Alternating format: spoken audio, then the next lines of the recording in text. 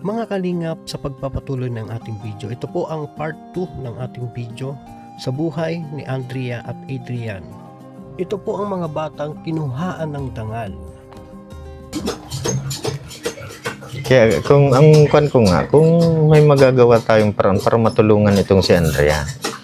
Saka, di ba yung isang kapatid niya na lalaki, di ba scholar yun? Eh, may pangarap din pati yun. Magtaas ang pangarap na electrical engineer. Second year college na yata yun ngayon. Electrical engineer. Nagtatrabaho habang nag-eskwela kasi scholar naman siya. Ay, may isa din daw akong nabalita na medyo hindi magandang nangyari sa kanya eh. Meron din? Oo, na parang minulis siya yata yan ng bakla. Totoo po yun na? Nabalita ko lang yun. Ito balita lang ha, hindi ako sigurado. Bakit po parang prone kayo sa mga ganong ano? Yun na nga ang iniisip ko. Ba't sa buong pamilya nila may nangyayaring gano'n na Malas po. pati yung Malas kayo sa ano? Malas po kami siguro. Arahan ko. na nagsusumbong daw yun, umiiyak ay dahil Lasing kasi yan anak ko. Pati yung bakla.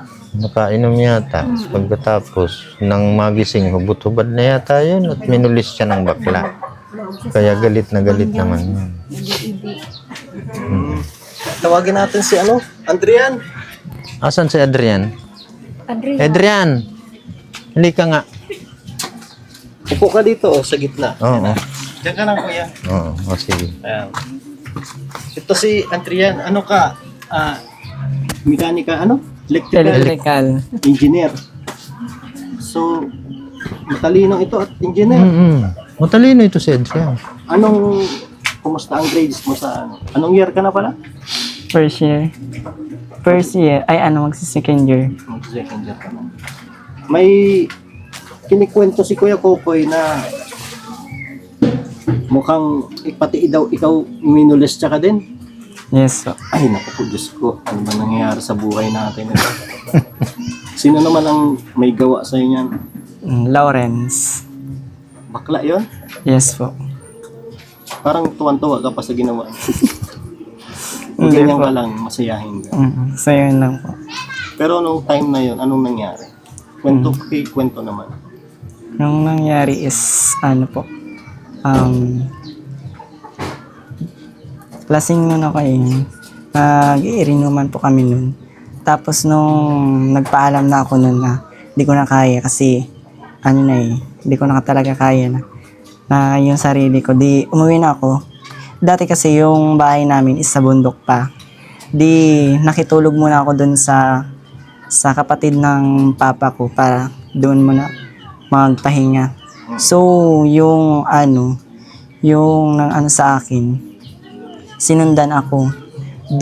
Nung nalaman ko pa naman na may gagawin na siya kaagad sa akin. Kaya nung una is pinalis ko siya.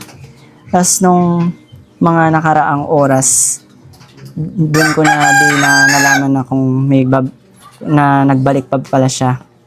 Tapos yung gusto niyang gawin sa akin is natuloy. Natuloy na. Oo. May may nakakita? Wala po, pero meron akong pinagsabihan yung pinsan ko. Anong nangyari sa'yo? At sabi niya daw ay umiiyak ka daw nung time na yun at nanginginig. O kasi first time ko yun na kasi di ko matanggap sa dere ko yun. Parang yung reputasyon is talagang yung bakla na sida na sa lahat ng tao dun. So nalaman ng mga tao yun Oo. nangyari yun sa'yo. Hindi mo pinakulong. Pinabarangay ko siya kasi nung sabi nung isang kagawad, magreklamo na muna daw ako bago muna sa pulis.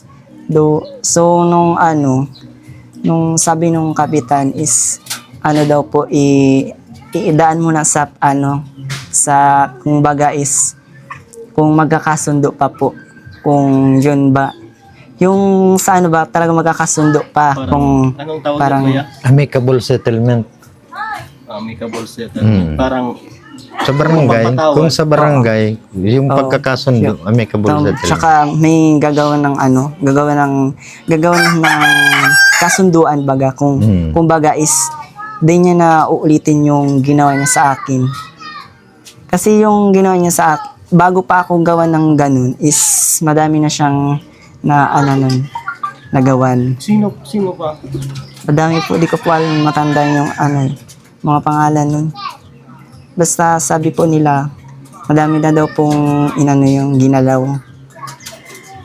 And yung ano ko, yung isa kong kapatid is muntik na ring gahasain. No, buti is nakita pa nung ano, nung papa ko nung buhay pa. Baka napigilan. Ano? Oh, napigilan po. Ilan ba kayong magkakapatid na lalaki? 3 po. 3 kayo. Yung ano yun, mas matanda ka or Mas matanda pa ako. so yung 3 kapatid mo is nasa Yung isa po is nasa dait po. Kaya yung isa ko pong kapatid is na ano, nandito na din po. sino yung muntik na yung kapatid mo na nandito o yung nasa daan? Siya din po yung isa dito, tsaka yung andun So din. parang 3 kayong lahat kayong magkakapatid. Opo. Grabe naman yung kuya. Ba't hindi makulong-kulong yung bakla niyo? Iwan ko nga. Parang sabik na sabik sa lalaki. Ano? Opo. So, ngayon, Adrian, anong year mo na? Ano po, second year. Second year ka na. So, kaya naman yung mechanical Kaya engineer. naman po. Ay, electrical engineer. Ano yung mahirap? Yung buhay, nagtatrabaho ka sa gabi, nag-aaral ka naman sa umaga. Di mahirap maging working student, trabaho sa gabi, aral sa aga. So di mo alam kung anong gagawin mo, uunahin mo, Nagkukulang ang time mo sa pag-aaral. kumukulang yung time. Saan ka nag-aaral dito? Dyan po sa Sipokot, Saan ka nagtatrabaho? Naga po. Ang layo pa yun. Ilang oras ang biyahe? Mga lang po, 3 oras. Ang layo. Tapos, pagpasok mo ng umaga sa school, paano yung tulog mo nun? Hanggang anong oras ang Ang duty mo? pasok ko naman po sa trabaho is 7 to 7 to 7. Ay, hindi. Ang pasok ko po sa trabaho, so ang ginagawa ko po sa 12 to 12, Anong 12 to 12? yung, lahat na ko, nakawal talaga. Paano 12 to 12? Sa school lang, halimbawa, 8 to 12, gano'n. 8 to 12 yung pasok ko sa school. Tapos anong oras ang pasok mo sa trabaho? Alas 2 Alas 2 hanggang hanggang 2 to 2 hanggang 11. 2 to 11. Ayun. Nahirapan kasi siya magtagalog. Pinipilit siya magtagalog kasi kinakabahan pa. Kaya medyo So, yun yung nagpapahirap sa'yo yung... Opo. Kasi pag hindi ka nagtrabaho, paano, ba, mag-aral ka lang, huwag ka magtrabaho, anong nangyayari? Kung di po ako magtatrabaho is wala pong di ko din yung yung sa pag-aaral ko, yung kung sa yung Gastos. allowance, yung pamasay, balikan, ganyan. Kung di ako magtatrabaho. Tapos, sa pamilya mo, ikaw pa ang susustento. Yes po. Grabe ang sipag niya, kuya. Nakakaya mo naman yun na pati yung sa pagkain ninyo dito, kaya naman ang trabaho mo? Kinakaya naman po. Di, nanay, puro tipid na lang kamo. Ang nangyayat mo ba? Hindi kasi yung kwan nga, kaya ganitong nasabi ko ito sa iyo, gawa ng yun nga nandun nakakilala ko na tinatawagan ni nanay. Minsan, natawag daw ito na minsan, halos wala na silang pagkain dito. Totoo po yun, na nang ano ka, kung ba nagbabaka sakali ka. Hmm. Halos maghapon na yata na wala na silang kinakain na ganun. Kaya sabi sa akin nung kakilala kong yun na tinatawagan niya, baka daw maaari kung halimbawa kung matulungan ng halimbawa gaya mo na may taong tumulong sa kanila. Yun ang kaya sinabi ko naman yun sa iyo. Salamat po kay Kuya Kokoy dahil sa kanyang kundi dahil sa kanya, hindi naman natin sila makita. Kasi siyempre, si Kuya Kokoy din ang naging daan. Lalo na matulungan natin si May sakit ba yan si nanay? Yes po. Ha? anong sakit ni nanay? Iwan ko po. Nang nagpa-check up po siya nung nakaraang Inaano siyang masyado. Tama yan. Mas maganda yan. may po siya dito Sumasakit na po yung tagiliran niya. Pina-check upan po siya eh. Hindi ka mo maghahali, Andrea. Diyan lang muna ako. Ginamit na siya ako. No, kumusta po nanay? May sakit po kayo nanay? Hinka po ako eh. Ano? Sige po, pahinga. Pahinga ka na muna po.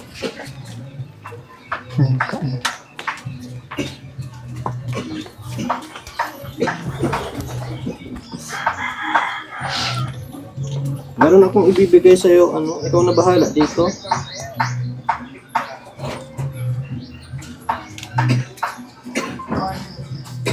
Tubig daw yun.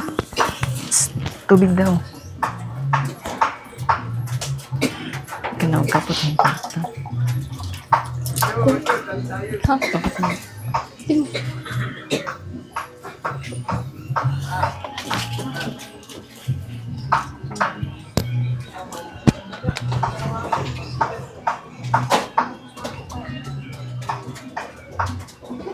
Okay lang. Okay lang.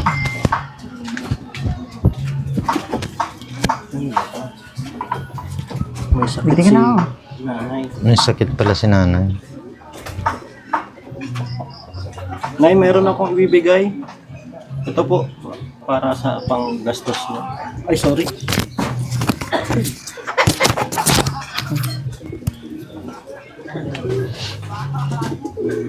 Maraming salamat sa sa ibinigay niyong pera. Pwede pandagdag na rin po ng ng pambili ng bigas, kahit ano pa pong maibili. Magkano ang sinasahod mo po? Ang sahod ko po is ang namin sa is 6,000 monthly. So ang gagawin ko para makapadala dito is mag-a-advance ako para makapadala lang dito. So magkano na lang ang natitira sa sahod mo po ganun? Magkano yung na-advance mo? Minsan po is 1,500 ganyan. 1,500 na lang ang natitira sa'yo? Ay hindi po. Ang ina-advance ko po kasi di po pwede na mag-advance ng mataas eh. Ano yan po yan? 6,000. 6,000. Magkano ang pamasahe mo? Ang simula po dito is 20. Hanggang Naga. Tapos siyempre araw-araw kung nag-uuwian? Ay hindi naman po. Stay-in po ako. So minsan nagpapaalam kay sir na kung pwede po makauwi dito. Umuwi naman po ako dito is kapag yung sahuran ko na po. Para pag uwi ko dito is makakabili ng bigas nila. Kumbaga, tiyagaan mo na lang yan na mga ganyang klaseng sitwasyon. Kasi pag engineer ka na, yun ay kung lang yun, yung tip lang yun, yung sinasahod mo yun, tip lang yun. Yes. Kaya kailangan makatapos ka. Yan ang importante sa lahat. Na sipag, tiyaga, sakripisyo. Ganun na lang. Ikaw din, Andrea, ha? Pagka pilitin mong makapag-aral ka, pilitin mong makapag-eskwela ka para hindi yung lagi kang naglalabada dito sa mga pag wala ka ng pera na pang-allowance, paglalaba ang inaatupag mo. Baka dumating ang oras na labandera ka. Kaya dapat makapagpatuloy ka pag-eskwela. Thank you po. Salamat. Salamat Adrian, at pinaunlakan mo kami sa kwento ng iyong buhay. Kahit masalamuot at hindi ka tanggap-tanggap, pero lumalaban ka pa rin guys. Anong hirap, pagpatuloy mo lang ang pag-aaral, yung magdadala sa iyo, yung hindi mananakaw sa iyo ng bakla, yung pag-aaral mo. Kaya electrical engineer is napakalaking di ba? Oo, magandang kurso yan. Magandang kurso yun, kuya. Oo. Kung baga nga sa mga anak ko gusto ko nga sana yan, ang matagal ko nang pinapangarap sa anak ko na yan ang maging kurso sakat hindi kinaya ng exam nila. Kaya ang kinalabasan niya, agricultural engineer, yun ang kinalabasan niya. Pero ang gusto ko sana sa kanya, civil engineer. Dalawa sila, parehong ganun ang gusto Ay, ko. sa kanya, kuya, scholar? Wala po. Paano ka nakapag-aral ng... Nag-aral pa ako una dun sa DAIT. Dati po is may daw na din po, working student din dun po. So yung ginagawa ko din po ng pang-allowance, pamasay papunta doon, balikan. Kaya nung time na yun, Libre yun doon? Libre? hindi, magbabayad ka ng kada sem mag-exam is kailangan mo mag-down payment. Doon nga, nag-working student ka Opo, din. para So kung tuloy-tuloy ang pag-aaral mo, dapat matatapos ka na or nahinto-hinto ka ba? opo. Ilang taon na rin pahinto-hinto. Kasi nga walang budget. Opo. Kasi nung nandun pa sa diet, dumadaan, nakikita ko na nag-aaral, nakikita ko dumadaan yan sa amin mula doon sa bundok, lakad yan naglalakad lang yan papunta doon. Di dapat baga mag-tricycle, ang ibang nag-aaral doon nakamotorsiklo, ang iba pero ito mula doon sa bundok naglalakad hanggang papunta doon sa bayan. Malayo, baka mga almost 1.5 kilometer, yung isa't kalahati na kilometro ang nilalakad. Sa pag nilakad yung ilang minuto? Mga kulang-kulang 1 oras. Kaya siguro umaalis ito madaling araw. Pagkatapos hanggang para maabot niya ang biyahe na papuntang Dait. Sige, salamat Adrian, kay Andrea. Salamat po. Thank you. Nay, salamat po. And guys, ayan, napuntahan natin si Andrea. So salamat po pala kay Kuya Lito sa kanyang binigay. Nagpaabot agad po siya ng tulong para kay Andrea. Maraming salamat po talaga kay Sir Lito, kasi kung hindi po dahil sa kanya ay hindi naman po namin mapupuntahan, no? Sobrang kalunos-lunos po talaga ang kanyang sinapit, no? May mga pa po tayo na hindi nalalaman, no? Hindi sinabi behind the camera.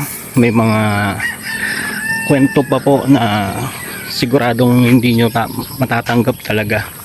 Hindi pa yun yung na yun, yung kwento na yun, no?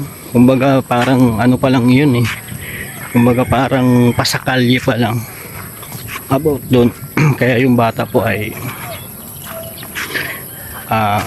parang naging isip bata na daw, pero tuloy pa rin ang kanyang buhay. So grabe guys, at ang hirap matangkap bilang isang ama na sinapit yung ganyang ano ng bata. So imbis na yung tatay ang magpoprotekta sa kanyang anak, ay siya pa po yung sumira or nagwasak sa kanyang pangarap. Kaya malungkot po na balita talaga guys.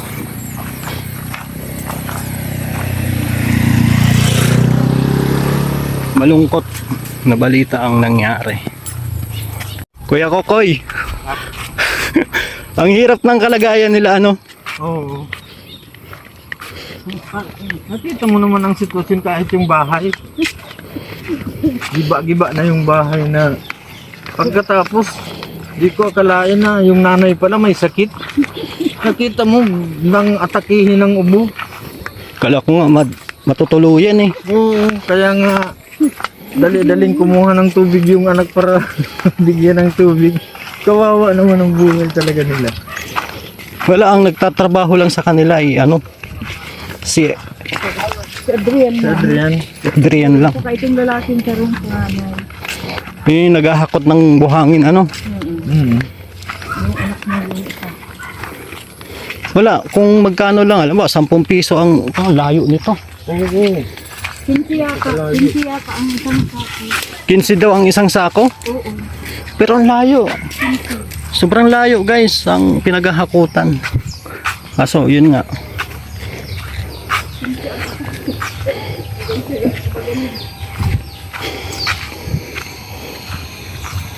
Gabi na po kami.